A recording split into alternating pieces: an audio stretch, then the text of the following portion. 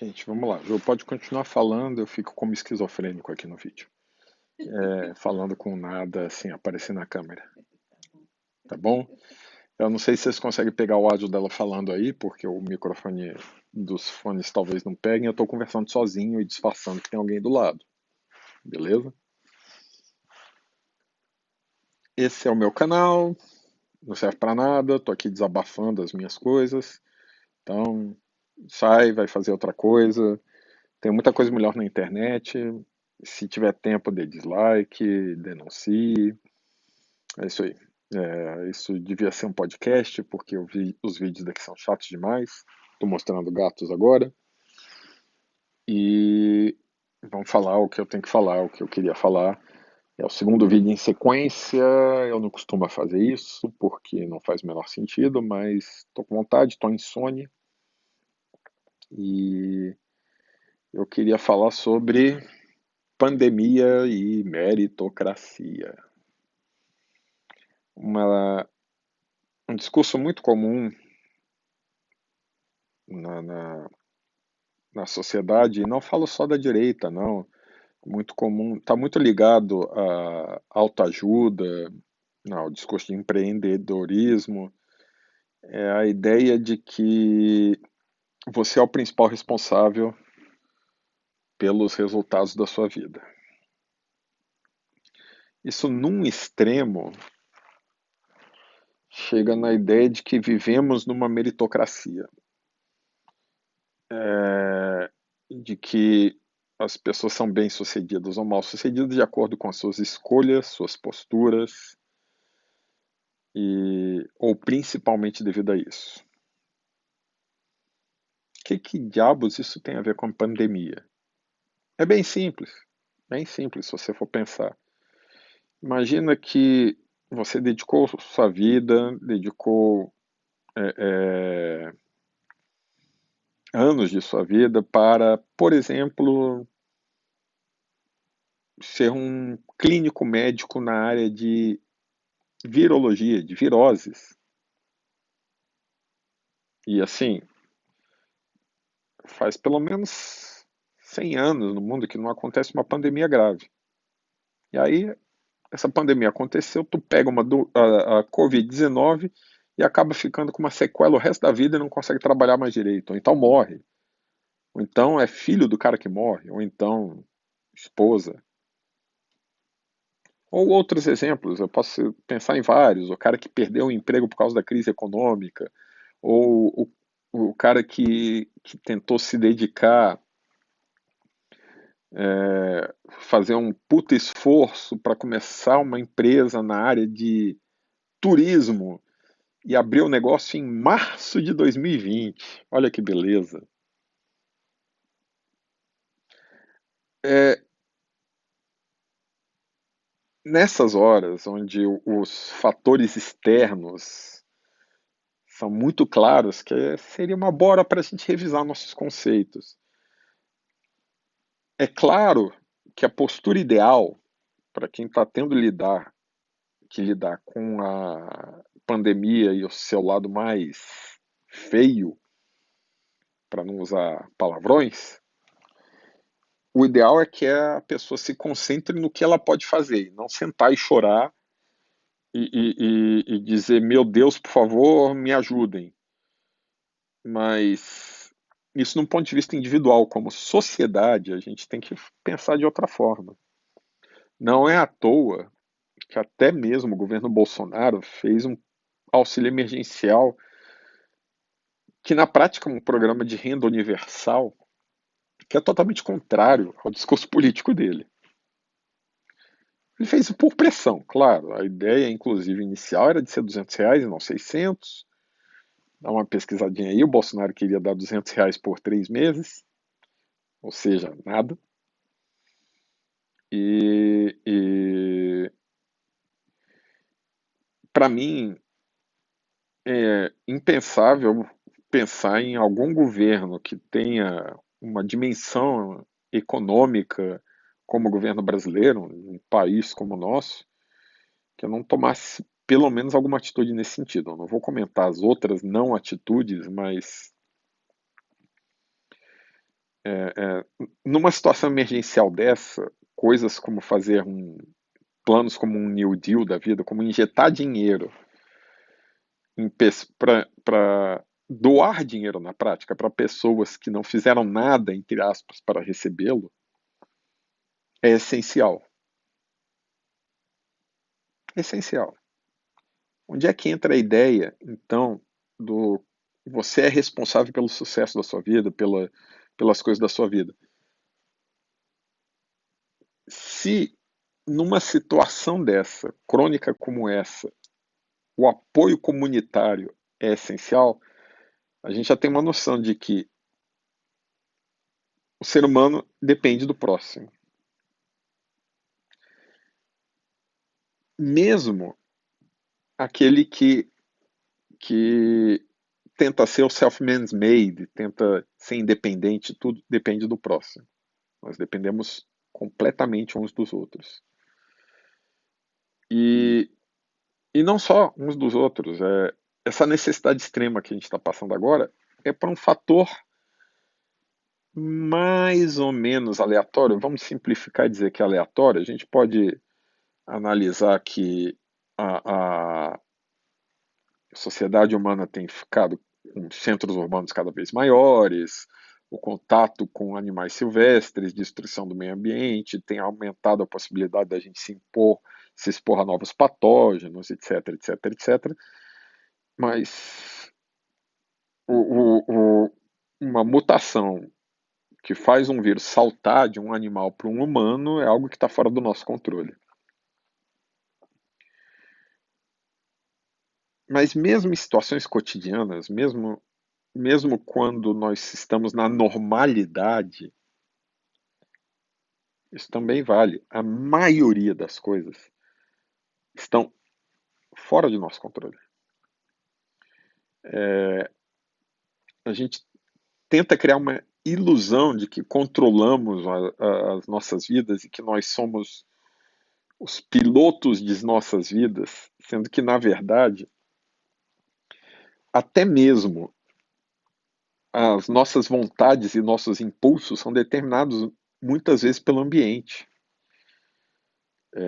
Então, mesmo o que a gente escolhe fazer não é exatamente nossa escolha. Pode ir atrás aí pode parecer estranho falar isso, mas pode ir atrás aí de psicologia, de neurologia, há várias linhas de pesquisa e de filosofia que mostram que a ideia de livre-arbítrio, de tomada de decisões dependentes, não é lá uma coisa muito bem fundamentada, não.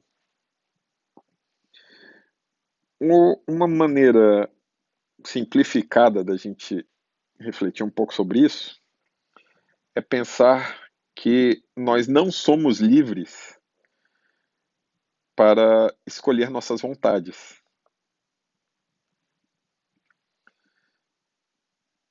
Mesmo sem entrar nesse lado mais filosófico e tudo, a, a, olhando só pelo lado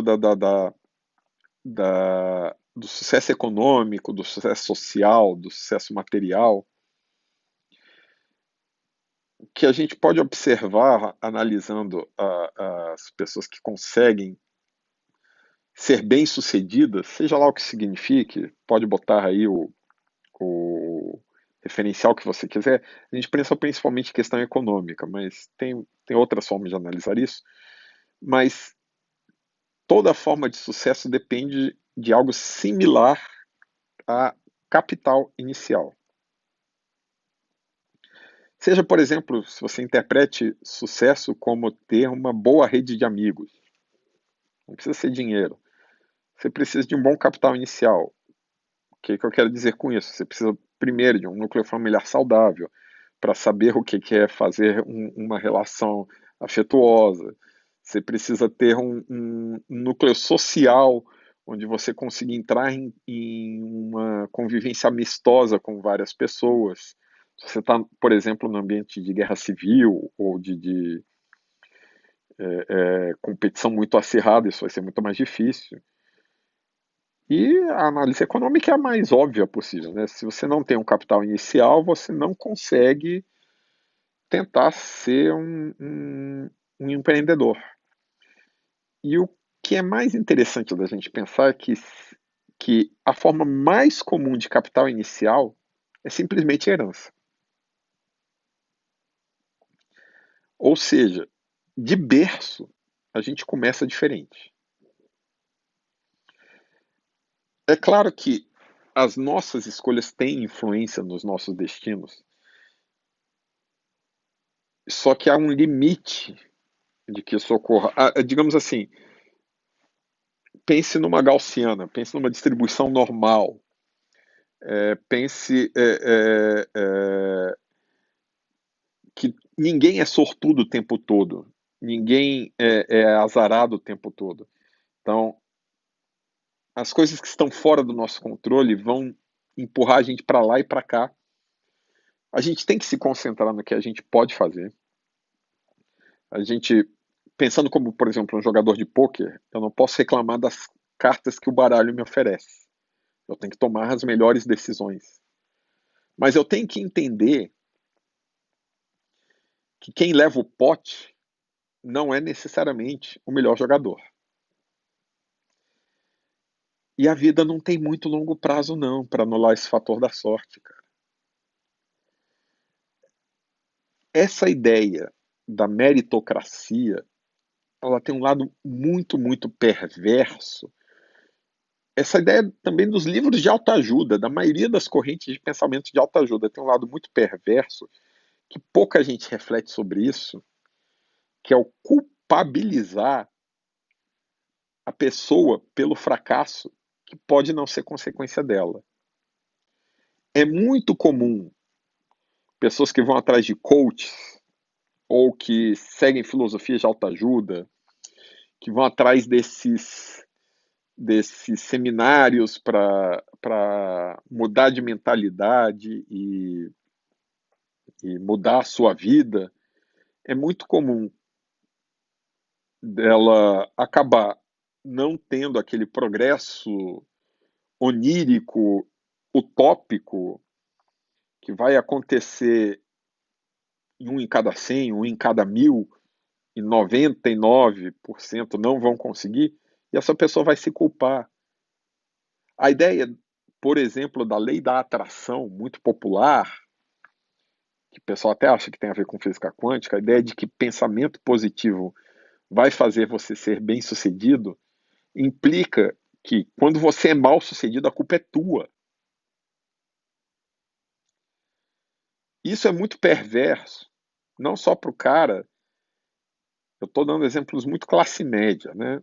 Para o cara que vai atrás de um coach ou que lê um livro de autoajuda e tenta criar um próprio negócio, mas esse ainda é especialmente perverso para o cara que nasceu em situações de miséria ou coisa do gênero. O cara que não teve nem alimentação direito, não tem nem o conhecimento, o acesso ao conhecimento para entender o que é, por exemplo, abrir um negócio, ou o que um bom emprego, o que é um mau emprego, quais as influências de direito trabalhista, ou coisa do gênero, ou não tem alimento para ter uma saúde, um desenvolvimento neurológico decente. Aí você vira pro cara e diz, cara, você é responsável pela tua vida. Para com isso, gente. Para com isso. Vamos aproveitar esse momento de pandemia em que o aleatório, obviamente, está arrasando com vidas, e com economias, e com CPFs, e repensar esse discurso. Vamos parar para pensar que a gente tem que, sim, deixar de pensar que, sei lá, Bolsa Família vai fazer as pessoas é, é, não trabalharem porque estão recebendo um dinheirinho sem esforço, vai criar parasitas, e lembrar o contrário, que quando a gente dá estrutura, quando a gente dá apoio, as pessoas florescem. A dificuldade, o ter que lutar, normalmente é negativo. Ter um tubarão no aquário não facilita, não faz com que o peixe se torne mais bem sucedido, faz com que o peixe seja devorado. Quem não conhece a metáfora do tubarão, vá atrás. Muito popular os discursos de autoajuda hoje em dia. Não há meritocracia. Nem na natureza. Nem na natureza. Não estou falando da sociedade humana, não. Não há meritocracia, cara. Se você é um dinossauro e o meteoro cai, você está extinto. Se você está lá fazendo as melhores escolhas possíveis e de repente uma seca acontece, meu caro, você não está adaptado a ela. Uma doença, uma bala perdida. Não existe meritocracia, gente. Vamos nos concentrar em tomar as melhores decisões, mas também vamos nos concentrar em apoiar quem não tem as mesmas condições que a gente. Vamos nos concentrar em criar uma sociedade em que exista essa rede de apoio social, em que exista previdência social, em que as pessoas não fiquem dependendo de